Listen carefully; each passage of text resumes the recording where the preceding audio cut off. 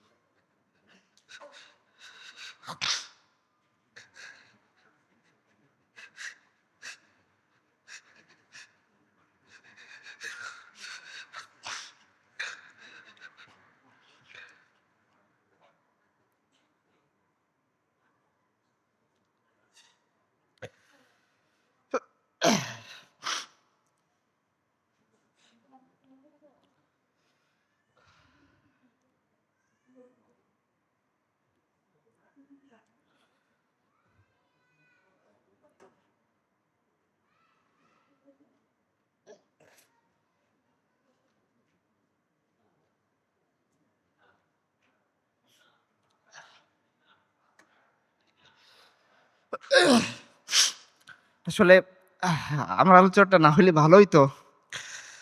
কারণ যে পরিচয় আমার দেয়া হইছে, আমার কাছে খুব মনে হচ্ছে যে আমি হয়তো সেই মুনাফিক।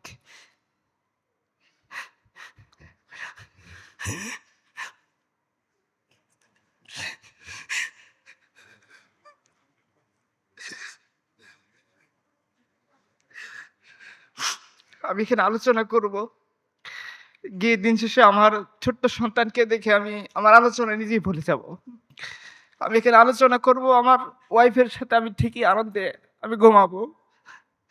আমি আলোচনা করব।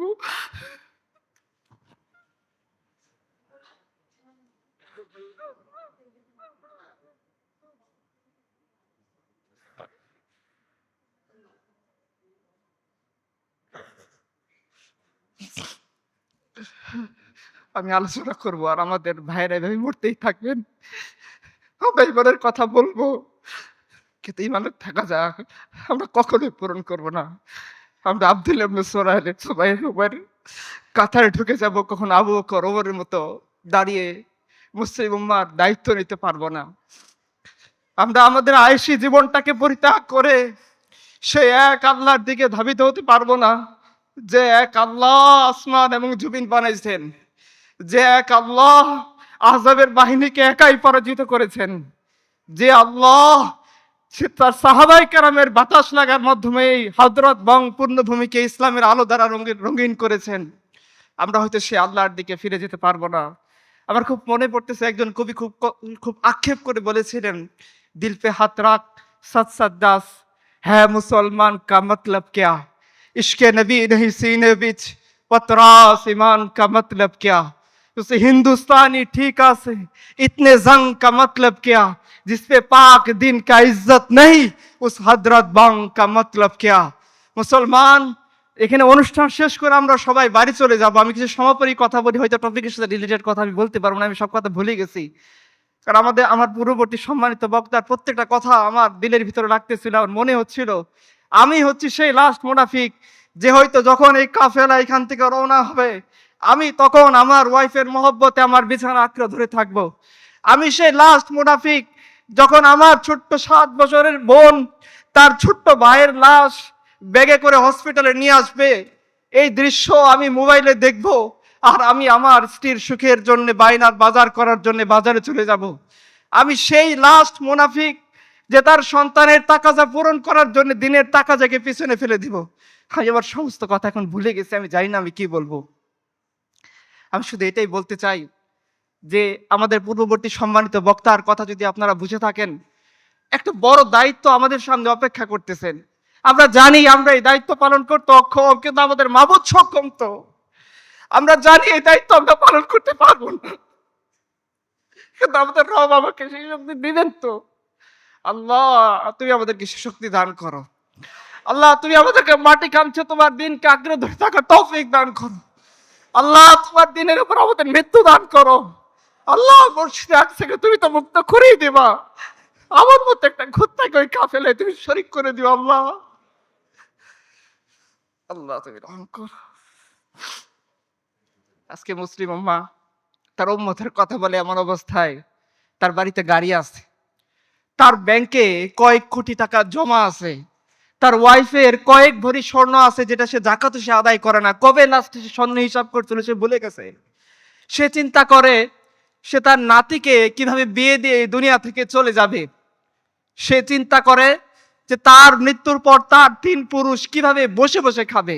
সে চিন্তা করে তার যদি এই কেরিয়ার না থাকে, যদি এই চাকরি সে ছেড়ে দেয়, তাহলে তার রিজিক কোত্থেকে আসবে। এই অবস্থায় আমি যদি আপনাদের সামনে কথা বলি, এই দোষে তো আমিও অপরাধী।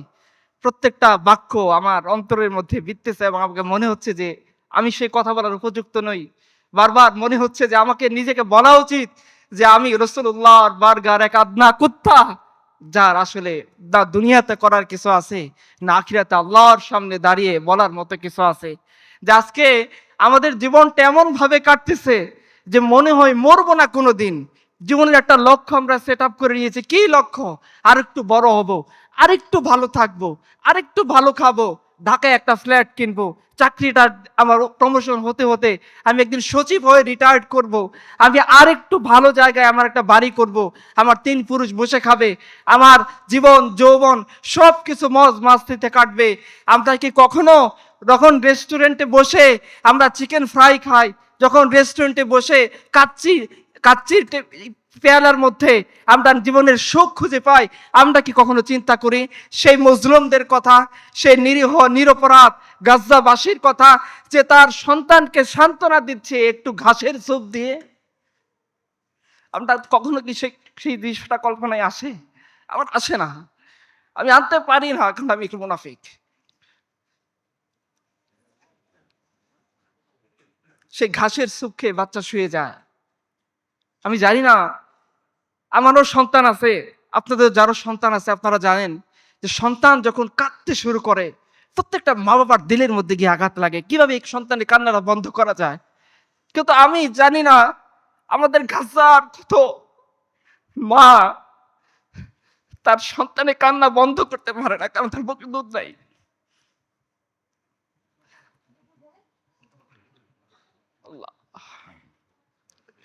আমাদের গাজার কত বোন তার সন্তানকে রাতের বেলা ঘাসের স্যুপ খাইয়ে সান্ত্বনা দেয়, বাবা শুয়ে থাকো, হয়তো বাংলাদেশ থেকে তোমার কোনো ভাই আসবে তোমার জন্য খাবার পাঠাবে, হয়তো কেউ আসবে। রেড ক্রস চলে যায়, রেড ক্রিসেন্ট সোসাইটি চলে যায়, কুফারদের অর্গানাইজেশন গুলো চলে যায়। আপনারা ওয়েস্টে দেখতে পাবেন বিভিন্ন ইউনিভার্সিটি গুলোতে তারা গাজার পক্ষে প্রটেস্ট করতেছে, পতাকা নিয়ে দাঁড়ায় যাচ্ছে। আজকে মুসলিম উম্মাহ কখনো কি রেস্টুরেন্টে গিয়ে বসবাস্তি করার সময় এই ভাইদের কথা মনে পড়ে আমাদের? আল্লাহ যদি আমাদেরকে আসামির কাঠগড়ায় দাঁড় করান, সম্ভবত আমাদের আর কিছু বলার থাকবে না। যখন আল্লাহ সুবহানাহু ওয়া তাআলা আমাদেরকে জিজ্ঞাসা করবেন যে আমি তো ক্ষুধার্ত ছিলাম, তোমরা কি আমাকে খাবার দিয়েছো? বান্দা জিজ্ঞাসা করবে, হে আল্লাহ তুমি তো রাজ্জাক, তুমি আমাদেরকে রিজিক দিয়েছো, আমি তোমাকে কি খাবার দান করব? আর আল্লাহ বলবেন যে তোর পাশেই এমন একদল মানুষ ছিল যারা তার সন্তানকে তোর কথা বলে ঘাসের স্যুপ খাইয়ে শুইয়ে দিয়েছিল, যে তার সন্তানকে বুকে দুধ ছিল না, ঘুম পাড়ানি গান বলে সন্তানকে সারা রাত্রি ধরে বুকের সন্তানকে আগলে রেখে তাকে একটু ঘুম পাড়ানোর জন্য চেষ্টা করেছিল। তুই যদি তাকে খাবার পৌঁছায় দিতি তবে আমাকে খাওয়ানো হইতো। রহমান সেদিন বলবেন যে তুই আমাকে পোশাক দিসনি, আমার পোশাকের দরকার ছিল। বান্দা বলবে, হে আল্লাহ তোমার কাছ থেকেই তো উপকরণ পেয়ে আমরা পোশাক বানাইছি, তোমাকে আমরা কিভাবে পোশাক দেব? আল্লাহ বলবেন যে তোর পাশেই এমন একজন বোন ছিল যার উপরে জালিমের ড্রোন আঘাত করেছে, জালিমের বোমা তার এক হাতের এক দিককে নিক্ষেপ করে হাতের একদিকে উড়িয়ে দিয়েছে। সে তার লজ্জা নিবারণের জন্য তোর দিকে হাত বাড়িয়ে একটা নেকাব চেয়েছিল, তুই সেই নেকাব দান করিসনি। আল্লাহ বলবেন যে আমি তো দুনিয়াতে আমি তো ক্ষুধার্ত ছিলাম, আমি তো তৃষ্ণার্ত ছিলাম, তোমরা আমাকে পানি পান করাওনি। বান্দা বলবে, হে আল্লাহ তোমার কাছ থেকে তো পানির সমস্ত ফোয়ারা পেয়ে আমরা আমাদের তৃষ্ণা নিবারণ করেছি, কিভাবে আমরা তোমার তৃষ্ণা নিবারণ করব? তখন আল্লাহ সুবহানাহু ওয়া তাআলা বলবেন যে গাজ্জার বুকে হেঁটে চলা তিনজন বোনকে তোরা তাকিয়ে দেখিসনি যে তার ছোট্ট একটা ভাইকে টেনে হিসড়ে নিয়ে যাচ্ছিল, কারণ এই ছোট্ট ভাইকে কুলে নেওয়ার মতো হিম্মত তার ছিল না। এই ছোট্ট ভাইটার একাংশ ছিল দুশ্মনের গুলির আঘাতে শরীর উড়ে গিয়েছে, তার পা থেকে ফুটায় ফুটায় রক্ত বের হচ্ছে। ছোট্ট 7 বছরের সেই শিশু তার ভাইকে এইভাবে লিখে দিতে চাচ্ছে না। তার এক কোলে 3 বছর বয়সী তার ছোট ভাই, তার আরেক পাশে 5 বছর বয়সী ওই ভাই যার পা থেকে রক্ত ঝরতেছে, যার মাথায় শত্রুর আঘাত লেগেছে। আর ওই ছোট্ট 7 বছর বয়সী সে কচি মেয়ে তার এই ভাইকে নিয়ে হেঁটে চলছে মিশরের দিকে। হয়তো রাফা বর্ডারকে খুলে দেওয়া হবে, তারা এক নিরাপদ আশ্রয়ে প্রবেশ করবে। তুই কি তাকিয়ে দেখিসনি যে মরুভূমির সেই বালুকণার ভিতরে, তীব্র উত্তাপের ভিতরে এই ছোট বাচ্চাটা তৃষ্ণার্ত অবস্থায় দুনিয়া থেকে চলে গিয়েছে, আর তুই গরমের মধ্যে স্যুপ খেতে খেতে, গরমের মধ্যে কোল্ড ড্রিঙ্কস খেতে খেতে তুই আমার সাথে তামাশা করতেছিলি, তোর মনে নেই? উম্মতে মুসলিমা, প্রস্তুত হও সেই দিনের জন্যে যখন তোমাদেরকে তোমাদের রবের সামনে দাঁড় করিয়ে দেওয়া হবে এবং তোমাদের রব তোমাদের সমস্ত আমল নামার ব্যাপারে জিজ্ঞাসা করবেন। আমাদের রব জিজ্ঞাসা করবেন যে তোমাকে যৌবন দিয়েছিলাম, তুমি সেটা কোন কাজে কাটাইছো? আমার রব জিজ্ঞাসা করবেন তোমাকে ইলম দিয়েছিলাম, কোন কাজে কাটাইছো? তোমাকে আমি হায়াত দিয়েছিলাম, কোন কাজে কাটাইছো? উম্মতে মুসলিমা, তোমাদের হায়াত চলতেছে, মৌত তোমার দোরগোড়ায় দাঁড়িয়ে আছে। এমন একটা সময় আসবে জবানকে আল্লাহ বন্ধ করে দিবেন, চোখকে আল্লাহ তাআলা কথা বলার ক্ষমতা দিবেন, হাতকে আল্লাহ তাআলা কথা বলার ক্ষমতা দিবেন। প্রত্যেকটা হাত, প্রত্যেকটা পা, প্রত্যেকটা চোখ সেদিন সাক্ষ্য দিবে যখন একদিকে উম্মতে মুসলিমা কুফফার শক্তির সামনে দাঁড়িয়ে বুক পেতে ছোট্ট একটা শহরের কিছু মানুষ পুরা কুফফার শক্তিকে তাক লাগিয়ে দিয়েছিল। তখন তুমি রং তামাশার মধ্যে ছিলা, তখন তুমি বন্ধু বান্ধবের সাথে ট্যুরে গিয়েছিলা, তখন তুমি তোমার কার চালিয়ে এমন ভাবে গরিবের উপরে কাদাকে লেফটে দিয়েছো, তুমি মনে করছো তুমি জমিনের বাদশা। তুমি এমন অবস্থায় দিন কাটিয়েছো, বউয়ের সাথে মজ মাস্তি করেছো, পোলাপানের সমস্ত ইচ্ছাকে পূরণ করেছো, কিন্তু তুমি উম্মতে মুসলিমার জন্য, উম্মতে মুহাম্মদের জন্য, গাজ্জার মুসলমানের জন্য, কাশ্মীরের জন্য, ফিলিস্তিনের জন্য, আরাকানের জন্য তুমি কিছু করনি। সেই রবের সামনে তোমরা সবাই হিসাব দেওয়ার জন্য প্রস্তুত হয়ে উম্মতে মুসলিমা তোমরা স্মরণ করো তোমাদের নবীজির কথা। হে অডিয়েন্স ভাইয়েরা, স্মরণ করেন আপনার নবীজির কথা। একটা বাচ্চা শিশু দাঁড়িয়ে আছে ঈদ উল ফিতরের দিন, রাসূলুল্লাহ সাল্লাল্লাহু আলাইহি সাল্লাম যাচ্ছেন, তিনি যখন ঈদগাহর দিকে হাঁটা দিচ্ছেন, দেখছেন এই বাচ্চাটা কাঁদতেছে। জিজ্ঞাসা করছেন, বাবু তুমি কাঁদতেছে কেন? বলতেছে, হে ইয়া রাসূলুল্লাহ, আমার পিতা তো যুদ্ধে শহীদ হয়ে গিয়েছে, আমার মা অনেক আগে মারা গিয়েছে। ঈদের দিন দেখলাম অনেক বাচ্চারা সুন্দর সুন্দর পোশাক গায়ে দিয়ে তার বাবার হাত ধরে ঈদগাহে যাচ্ছে। আমারও খুব ইচ্ছে করতেছিল আমি ছোট্ট মানুষ বাবার হাতটি ধরে ঈদগাতে আপনার পিছনে গিয়ে আপনার ইমামতিতে নামাজ আদায় করব, কিন্তু আমার সেই পিতা নেই, আমার এমন কোনো মা নেই যে আমার খোঁজ খবর নিবে ঈদের দিন আমি একটু মিষ্টান্ন খাইছি কিনা, আমি একটা সুন্দর পোশাক পরছি কিনা, আমি আমার বাবার সাথে ওযু করে ঈদগাহে গেছি কিনা। এই জন্য আমার খুব কষ্ট লাগতেছে, আমি একাকি এই কোনায় দাঁড়িয়ে আছি। উম্মতে মুসলিমা শুনে রাখেন, আপনাদের নবী এই বাচ্চাকে হাত ধরে বাসায় নিয়ে গিয়েছেন, খাবার খাইয়েছেন। হুসাইন রাদিয়াল্লাহু আনহুকে যে পোশাক তিনি দিয়েছিলেন ঈদের দিন, ওই পোশাক তিনি পরিয়েছেন এবং তিনি বলেছেন যে এই বাচ্চা তুমি কি এতে সন্তুষ্ট নও? আজকে থেকে মুহাম্মদ রাসূলুল্লাহ তোমার পিতা, আর আয়েশা তোমার মা। আমরা হয়তো গাজ্জার সে ছোট্ট সন্তানকে ধরে বলতে পারিনি যে ভাই, প্রিয় বোন, 7 বছরের বোন আমার, তোমার বাবা মারা গেছে, তুমি চিন্তা করো না, তোমার বড় ভাই তোমার সামনে দাঁড়িয়ে আছে। দুশ্মনের দিকে যে গুলি প্রথম আসবে সেটা তোমার এই ভাই বুক পেতে তোমাকে দুশ্মনের সামনে থেকে রক্ষা করবে। আমরা ওই ছোট্ট বোনকে বলতে পারিনি যে জীবনে যার শরীরে কোনোদিন সূর্যের আলো লাগেনি, তাকে যখন ইহুদি এই বদমাশরা টেনে হিসড়ে তার নেকাব খুলে ফেলছিল, আমার পাগড়িটা দিয়ে তাকে বলতে পারিনি, বোন তোমার যে ভাই যাকে তুমি মুনাফিক মনে করো, সে তার নিফাককে দূর করার জন্য, সে তার ঈমানকে পূর্ণ করার জন্য যে পাগড়ি বেঁধেছিল তোমার জন্য, আজকে সে পাগড়ি তোমাকে দিয়েছে তোমার জন্য। এবং দেখো, তোমরা চোখ খুলে তাকিয়ে দেখো, তোমার সেই অথর্ব, তোমার সেই মুনাফিক ভাই তার মুনাফিকের নাজরানাকে মিটানোর জন্য, তার ঈমানের তাকাজাকে প্রকাশ করার জন্য সে তোমার পাশে দাঁড়িয়ে আছে। নাও তুমি তোমার এই ভাইয়ের পাগড়িটা নিয়ে তুমি তোমার লজ্জাকে নিবারণ করো। আর যে দুশমন তোমার দিকে হাত বাড়াইছে, দেখো তোমার ভাই পণ করে বাংলাদেশ থেকে আসছে, সে পণ করেছে, হয় দুশমনের হাত থাকবে নয়তো তার ভাই জীবিত থাকবে। তা আমরা যতক্ষণ পর্যন্ত আমাদের এই কথাগুলোকে আমরা বাস্তবে রূপায়ণ না করতে পারবো, আমরা যতক্ষণ পর্যন্ত সেই কথার দিকে ফিরে আসতে না পারবো। রাসূলুল্লাহ সাল্লাল্লাহু আলাইহি সাল্লাম বলেছেন যে তোমাদের সামনে এমন একটা দিন আসতেছে, তোমাদেরকে কাফেররা, তোমরা যেভাবে দস্তরখানা বিছিয়ে তোমরা মেহমানকে ডাকো খাবার খাওয়ার জন্য, কাফেররা তোমাদেরকে এইভাবে মারার জন্য ডাকবে। তখন সাহাবায়ে কেরাম জিজ্ঞাসা করছেন, ইয়া রাসূলুল্লাহ, তখন কি আমরা সংখ্যায় কম থাকবো না বেশি থাকবো? রাসূলুল্লাহ সাল্লাল্লাহু আলাইহি সাল্লাম বলেছেন যে না, তোমরা সংখ্যায় কম থাকবে না, তোমরা সংখ্যায় বেশি থাকবা, কিন্তু তোমাদের অবস্থা হবে সমুদ্রের মধ্যে ভাসমান ফেনার মতো। সাহাবায়ে কেরাম জিজ্ঞাসা করেছেন, ইয়া রাসূলুল্লাহ, এই অবস্থা কেন হবে? বলছে তোমরা দুনিয়াকে আঁকড়ে ধরে থাকবা, মৃত্যুকে ভুলে যাবা, তোমরা কৃষিকাজের ভিতরে লিপ্ত হবা, তোমরা জিহাদকে ছেড়ে দিবা। যে হাদিসটা আমার প্রিয় ভাই কিছুক্ষণ আগেই বলে গেলেন, আমাদের জীবনের সাথে হাদিসটা মিলাই। আজকে আমরা দুনিয়াকে এত বেশি পছন্দ করি, কখনো মরতে চাই না। আজকে দুনিয়াকে এত বেশি পছন্দ করি, আল্লাহর দিন মেনে চলতে চাই না। আজকে দুনিয়াকে এত বেশি পছন্দ করি যে আমার অসহায় মজলুম ভাই বোনের জন্য আমি আমার জবানটাকে উচ্চবাচ্য করতে পারি না। আমি এমন অবস্থায় আমার জীবনযাপন করি, আমার পরিবারের জন্য খাবার মজুদ আছে, আমার সংসারের জন্য খাবার মজুদ আছে, আমার বাচ্চার দুধ মজুদ আছে, কিন্তু যে সমস্ত অসহায় মজলুম ভাই বোনেরা মাসের পর মাস, বছরের পর বছর নিজেদেরকে আল্লাহ সুবহানাহু ওয়া তাআলার সামনে দাঁড় করিয়ে শাহাদাতের নজরানা পেশ করতেছেন, যারা সে শিয়াবে আবু তালিবের মতো হাড্ডিসার হয়ে মারা যাচ্ছেন, যে সমস্ত উম্মার মায়েরা তার বাচ্চাকে ঘাসের স্যুপ খাইয়ে ঘুমানোর জন্য পিরাপিরি করতেছেন, যে সমস্ত বোনেরা তার লজ্জা নিবারণের জন্য বালু ধুলা দিয়ে নিজের শরীরকে ঢেকে নিচ্ছেন, এবং কি ঘুমানোর আগে পর্যন্ত তারা বোরখা পরে ঘুমাচ্ছেন, না জানি কখন দুশ্মনের বোমের আঘাত তার বাসার উপরে এসে পড়ে, তিনি মৃত্যুবরণ করেন, আর তার সাংবাদিক ছবি তোলার জন্য তার সতর উন্মুক্ত হয়ে যায়। এই দৃশ্য থেকে বাঁচার জন্য যিনি ঘুমের মধ্যেও বোরকা পরিধান করে ঘুমাচ্ছেন, সেই সমস্ত সম্মানিত মুসলমানদের বোনদের সামনে দাঁড়িয়ে আমরা বলতে পারিনি যে তুমি যে এতদিন প্রত্যাশা করতেছিলা সালাউদ্দিন আইয়ুবীর জন্য, তুমি যে প্রত্যাশা করতেছিলা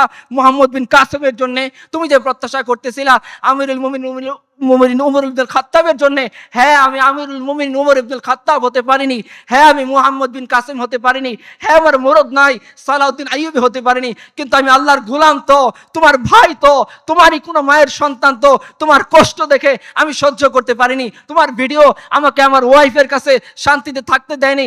আমি হানজালার মতো বিবির সাথে শুয়েছিলাম, কিন্তু যখন ডাক এসেছে যে তোমাকে মুক্ত করতে হবে, আমি বিবির সাথে ফরজ গোসলরত অবস্থায় আর দেরি করিনি, তোমার ডাকে সাড়া দিয়ে আমি চলে এসেছি তোমাকে মুক্ত করার জন্য। আমার কাছে কিছুই ছিল না, কিন্তু তোমাদেরই নেতা ইয়াহইয়া সিনওয়ার রাহমাতুল্লাহি আলাইহি শিখিয়ে গিয়েছেন যে জালিমের সাথে মোকাবেলা করার জন্য ট্যাঙ্কের দরকার নাই, জালিমের সাথে মোকাবেলা করার জন্য মিসাইল পাওয়ারের দরকার নাই, জালিমের সাথে মোকাবেলা করার জন্য আমাদের মার্কাবা ট্যাঙ্কের দরকার নাই। ইয়াহইয়া সিনওয়ার সে লাঠিটাকে ঘুরিয়ে আমি তোমাকে বাঁচানোর জন্য তোমার কাছে চলে আসছি। যদি হতে পারতো এরকম, হয়তো আমরা আল্লাহর সামনে দাঁড়িয়ে সেই হিসাব দিতে পারতাম, যে হিসাবের ভয় কিছুক্ষণ আগে আমাদের প্রিয় ভাই আমাদেরকে দেখিয়ে গেলেন। যদি আমরা প্রস্তুত হতে না পারি সেই দিনের জন্যে, সেই ফিতনাকে নির্মূল করার জন্যে, তাহলে মনে হয় আমরা আল্লাহ সুবহানাহু ওয়া তাআলার সামনে কখনো মুখ দেখাইতে পারবো না। আমি শেষ করে দিচ্ছি একটা পয়েন্ট বলে, আমাকে বলা হচ্ছিল সমাজ কল্যাণের কথা বলতে। পৃথিবীর মধ্যে সবচেয়ে বড় কল্যাণ কোনটা? সবচেয়ে বড় কল্যাণ হচ্ছে পৃথিবী থেকে শিরক এবং কুফরকে নির্মূল করা। এটা আমার কথা না, আল্লাহ সুবহানাহু ওয়া তাআলা বলেছেন কাতিলুহুম হাত্তা লা তাকুনা ফিতনা। এই ফিতনার ব্যাখ্যা উলামায়ে কেরাম বলেছেন যে শিরক এবং কুফরের কথা বলা হচ্ছে যতদিন পর্যন্ত আমরা কুফরের কর্তৃত্বকে ধ্বংস করতে না পারবো, যতদিন পর্যন্ত সাপের মাথাকে আমরা শেষ করে দিতে না পারবো, যতদিন পর্যন্ত কুফরের তাকতকে আমরা নিঃশেষ করতে না পারবো, আমরা আমাদের কাঙ্ক্ষিত যে সাফল্য, কাঙ্ক্ষিত যে বিজয়, সেটা কখনোই আমরা অর্জন করতে পারবো না। সো দুনিয়ার মধ্যে সবচেয়ে বড় যে সমাজ কল্যাণ, যেটা আল্লাহ সুবহানাহু ওয়া তাআলা ফতোয়া অনুসারে, সেটাই হচ্ছে কি জমিন থেকে সমস্ত বাতিল উপাস্যকে মিটিয়ে দিয়ে এক আল্লাহর বিধান অনুসারে জমিনকে চলতে সুযোগ দেওয়া, জমিন থেকে সমস্ত বাতিল আইডিওলজিকে মিটিয়ে দিয়ে মানুষকে মানুষের অধিকার ফিরিয়ে দেওয়া, জমিন থেকে সমস্ত তন্ত্র মন্ত্র দূর করে এক আল্লাহ সুবহানাহু ওয়া তাআলার দেওয়া দ্বীনকে কায়েম করে প্রত্যেকটা মানুষকে তার ঘরে ঘরে খাবার পৌঁছে দেওয়া। এটা সেই দিন যখন আবু বকর রাদিয়াল্লাহু আনহু মুসলিম উম্মার খলিফা হলেন, তাকে তার প্রতিবেশী বলতেছিল যে এখন তো আবু বকর খলিফা হয়েছে, এখন তো আমাকে ভুলে যাবে। আবু বকর তো খলিফা হওয়ার আগে আমার দুধ দহন করে দিত, আমার বাচ্চার খোঁজ খবর রাখতো, এখন আবু বকর মুসলিম উম্মাকে নিয়ে ব্যস্ত হয়ে গেছে, আমার দুধ কে দহন করে দিবে? আবু বকর রাদিয়াল্লাহু আনহুর কাছে যখন এই খবর পৌঁছানো হলো, আবু বকর রাদিয়াল্লাহু আনহু ওই প্রতিবেশীকে বললেন, তুমি তোমার ভাইয়ের কথা ভুল বুঝো না, তোমার ভাই খলিফা হয়েছে, সে আবু বকর তো সে ঠিকই খিলাফতের দায়িত্বে থাকবে, থাকা অবস্থায়ও তোমার দুধ দহন করে দিয়ে যাবে। এবং তাই হয়েছে, ইতিহাসের কিতাব বলতেছে আবু বকর একসাথে মুসলিম উম্মার রাষ্ট্রীয় দায়িত্ব সামলাইছেন, মুসলিম উম্মার অভিভাবকত্ব করেছেন, আবার একই সাথে তিনি যে প্রতিবেশীর দুধ তিনি রেগুলার দহন করে দিতেন, খিলাফত থাকা অবস্থায়ও তিনি সেই প্রতিবেশী দুধ দহন করে দিয়েছেন।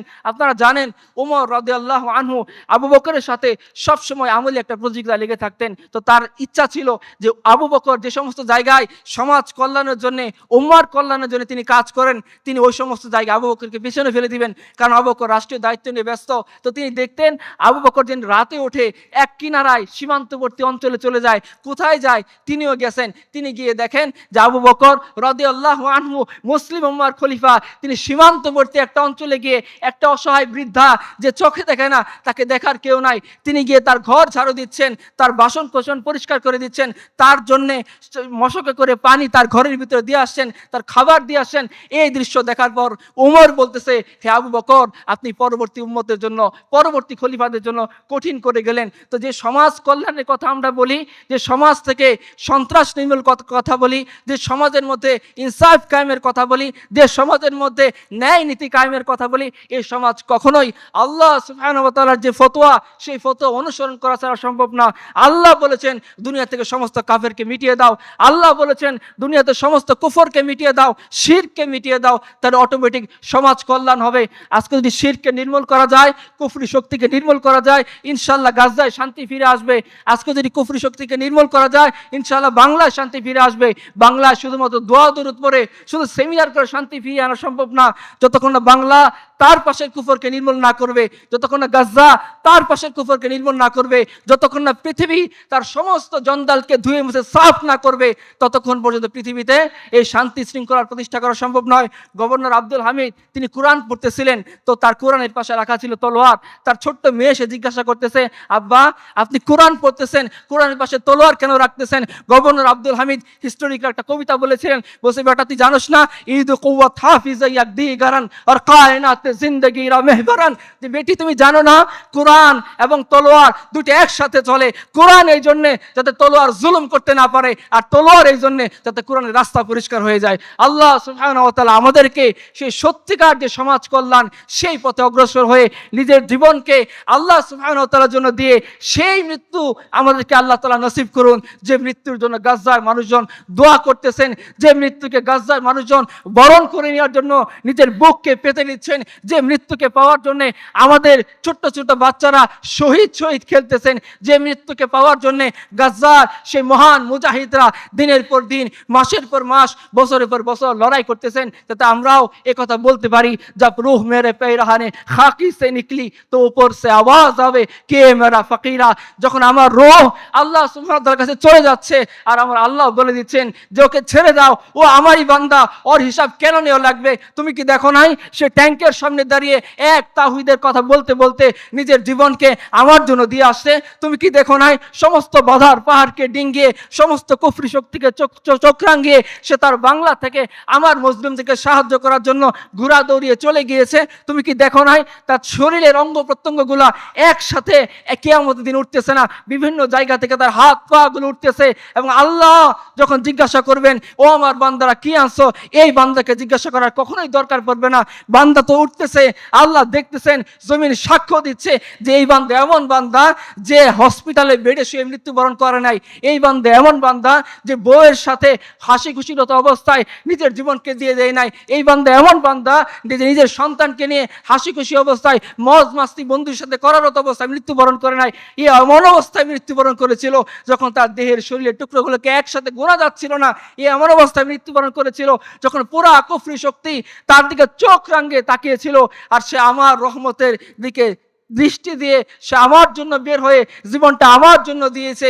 এ এমন এক বান্দা যে না আসমানকে দেখছে, না জমিনকে দেখছে, না আমেরিকাকে দেখছে, না ইউরোপকে দেখছে, না আমেরিকাকে দেখছে, কিচ্ছুকে দেখে নাই, না রাশিয়ার চোখ রাঙানি সে ভয় করছে, না হিন্দুস্তানের মোদির চোখ রাঙানি সে ভয় করেছে। সে এক আল্লাহর উপর ভরসা করে তাকে যে আল্লাহ দায়িত্ব দিয়েছিলেন সে দায়িত্ব পালন করার জন্য সে পাগলের মতো ছুটে গেছে, আর আল্লাহ সুবহানাহু ওয়া তাআলা তাকে সেই সমস্ত সাহাবীদের মতো মৃত্যু নসিব করেছেন, হয়তো আমাদের অবস্থা এমন হবে যে আমরা মারা যাব, আর সাদ ইবনে মুআযের মতো আল্লাহর আরশ কেঁপে উঠবে।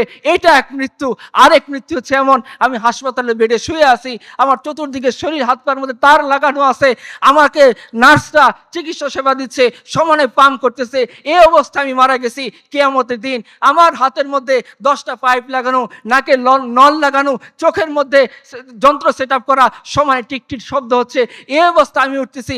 এটা এক মৃত্যু। আরেকটা মৃত্যু হচ্ছে ইয়াহিয়া সিনওয়ারের মৃত্যু। এখন আপনি চিন্তা করেন যে আমি কোন মৃত্যুকে মুছে নেব? নিজের দিলের ভিতরে যে নিফাক আছে, যে ইমান বিরোধী কার্যক্রম আছে, যে আমাদের মধ্যে যে ভীরুতা আছে, সেটাকে দূর করার তো একটাই রাস্তা, যে আল্লাহ জীবন তো একটাই ছিল, আল্লাহ হায়াত তো একটাই ছিল, আল্লাহ তুমি তো আমাকে একবারই দুনিয়াতে সৃষ্টি করেছিলা। এই হায়াতের ভয়ে আমি তোমার দিনে হক থেকে দূরে সরে যাইনি। এই যে হায়াত, এই হায়াতের ভয়ে আমি কুফরি শক্তির দিকে তাকিয়ে চোখ নামিয়ে কথা বলিনি। এই যে হায়াত, এই যে জীবন, এই যে চাকরি, এই যে বিবি, এই যে বাচ্চা, এটার ভয়ে আমি তোমার দিন থেকে সরে যাইনি। আমিও সে সমস্ত মানুষদের পথ বেছে নিয়েছি যাদের মৃত্যুর সময় তুমি বলেছো রাদিয়াল্লাহু আনহুম ওয়া রাদু আন, তাদের উপর আমি সন্তুষ্ট, তারা আমার উপর সন্তুষ্ট। আমরা দিনে হোক বোঝার পরে, হে আল্লাহ তোমার সেই পথ বেছে নিয়েছি, আমরা ওই পথ বেছে নিইনি যে পথ বেছে নেওয়ার কারণে আমাদের নবীজি বলেছেন যে তোমাদের উপর শত্রু বাহিনী ঝাঁপিয়ে পড়বে, যেভাবে দস্তরখানা বিছিয়ে তোমরা মেহমানকে ডাকো, ওইভাবে তোমরা তোমাদের শত্রু বাহিনী কবলে পড়বে, তারা তোমাদেরকে মারার জন্য ডাকবে। ইয়া আল্লাহ এই জিল্লতি থেকে বাঁচার জন্য আমরা আমাদের জীবনকে, আমাদের যৌবনকে, আমাদের হায়াতকে, আমাদের চাকরিকে, আমাদের ব্যবসাকে, আমাদের পরিবারকে শুধু তোমার দিকে তাকিয়ে কুরবানি করে দিয়েছি, যাতে তুমি একটু বলে দাও এই ফেরেশতাদেরকে ও আমারই বান্দা, যাতে হাসরের দিন তুমি একটু বলে দাও ও আমারই বান্দা।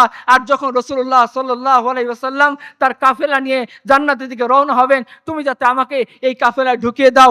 আমি জানি প্রিয় ভাইরা এই কাজটা অনেক কঠিন, আমি জানি প্রিয় ভাইরা নিজের জীবনটাকে এক আল্লাহর জন্য উৎসর্গ করা অনেক কঠিন, আমি জানি প্রিয় ভাইরা দুনিয়ার সমস্ত মায়া মহব্বতকে, এই সমস্ত জিনিসকে পাশ কাটিয়ে এক আল্লাহর জন্য কাজ করে যাওয়া, উম্মতের দুঃখে দুঃখিত হওয়া, উম্মতের কষ্টে কষ্টিত হওয়া, উম্মতের জন্য মন খারাপ করা খুব কঠিন কাজ।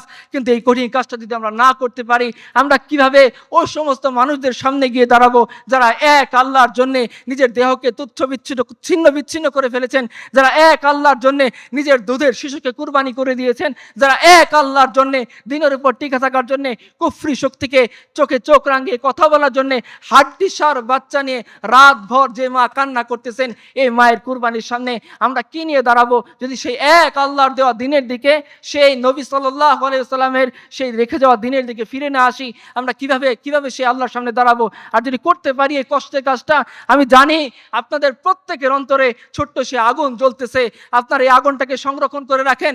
ইনশাআল্লাহ আমাদের নিফাক থাকুক, আমাদের আমল দুর্বল হোক, আমরা তাহাজ্জুদ গুজার হয়তো নাও হতে পারি, রহমানের বান্দা তো, আমরা হয়তো ঠিকভাবে নামাজ পড়তে পারি না, কিন্তু তার বন্দেগী স্বীকার করছি তো, আমরা হয়তো সেই এক আল্লাহকে সেভাবে সাহাবায়ে কেরাম মানছিলেন ওইভাবে পুঙ্খানুপুঙ্খভাবে মানতে পারি না, কিন্তু সে সাহাবা কেমন অনুসারী বলে দাবি করি তো, ইনশাআল্লাহ সে আল্লাহ আমাদের উপর রহমত বর্ষণ করবেন, ইনশাআল্লাহ সে আল্লাহ আমাদেরকে বিজয়ের জন্য প্রস্তুত করে দিবেন। যদি আমরা কাজ না করি, এই 5ই অগাস্ট যে হবে কেউ আমরা স্বপ্নে কল্পনা করিনি, আল্লাহ তাআলা করে দিয়েছেন। আমেরিকা যে নাকানি চুবানি খাবে এটা আমরা কল্পনা করিনি, আল্লাহ করে দিয়েছেন। ইসরায়েল যে এই ছোট্ট একটা শহরের সামনে 1 বছরের বেশি সময় ধরে নাকানি চুবানি খাবে, পৃথিবীর সমস্ত ধরনের অত্যাধুনিক অস্ত্র থাকা সত্ত্বেও, সেটা আমরা কল্পনা করিনি, আল্লাহ করে দিয়েছেন। আল্লাহ সোমালিতে বিজয় এনে দিচ্ছেন। এগুলো আল্লাহর কুদরত। দুনিয়ার স্রোত একদিকে, ইসলামের স্রোত আরেকদিকে। যে সমস্ত মানুষরা দুনিয়ার স্রোতকে বাদ দিয়ে ইসলামের স্রোতকে আঁকড়ে ধরেছে, যে সমস্ত মানুষরা দুনিয়ার মানুষের বানানো আইডিওলজিকে অতিক্রম করে এক আল্লাহর দেওয়া আইডিওলজিকে আঁকড়ে ধরেছে, যে সমস্ত মানুষরা সমস্ত কুফরি শক্তির দেওয়া প্রলোভনকে দূরে ঠেলে এক আল্লাহর দেওয়া জান্নাতের প্রলোভনের দিকে নিজেকে বিলীন করে দিতে পেরেছে, বিজয় এরাই আনবে, সালাহউদ্দিন আইয়ুবী এরাই হবে, মোহাম্মদ বিন কাসেম এরাই হবে।